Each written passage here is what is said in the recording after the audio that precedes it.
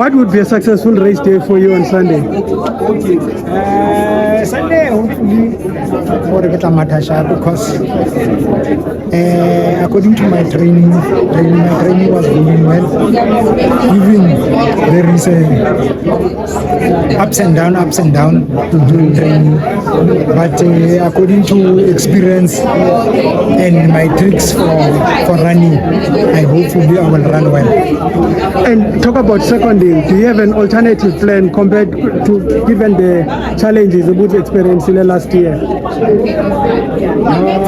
Last year I was fit and mentally fit, but even now I'm short a little bit, but I don't doubt anything for Sunday. And your seconding, have you arranged an alternative seconding of your bottles? No, for my seconding I have it now. I organize my seconding bottles because of lot of challenge of 2024 problems, but I hopefully now my secondary will go well. Okay, thanks, Chan.